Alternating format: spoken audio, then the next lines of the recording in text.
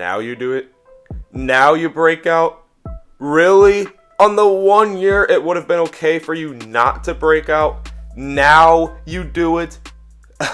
Okay, for real though, Devante Parker's actually having himself a really good season. In fact, I believe he's about 400 yards away from being an 1,000-yard receiver this year. That's pretty good. And I think I remember seeing sometime earlier in the season that would have counted as a successful season for him. So nice job, Devante Parker. I am starting to notice that I think it seems like he has a lot more chemistry with the players too. Perhaps maybe all these years of him just kind of disappointing and just overall the trade talks might have motivated him a little bit. Well, what should we do though? Obviously the logical thing sounds like just keep him, right? Well, you gotta remember that at the end of the day, this is a rebuilding team. So if you were to trade away a player that did have a good season, but also wasn't that consistent for his whole career, you probably could still get a pretty good, I don't know, draft pick, free agent, something like that. You could get some good value out of it. But why would it be more logical to keep him? Well, because he's kind of their number one target. Now, I do also want to acknowledge that they have some pretty good receivers outside of him too. Preston Williams has really taken off this year, and it sucks that he got injured.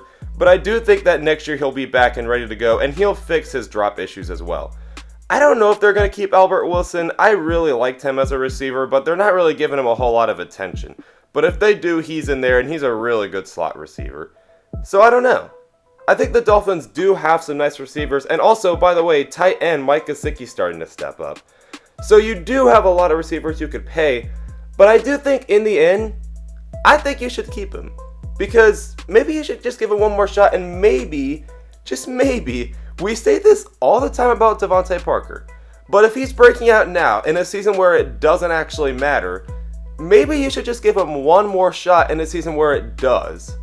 And if he doesn't do anything there, he's not too consistent, then you can trade him. But that's my take. What do you guys think we should do with Devante Parker, who is all of a sudden breaking out?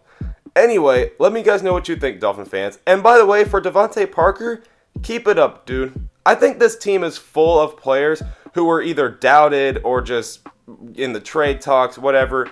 And I think it's starting to motivate these guys, which I love to see.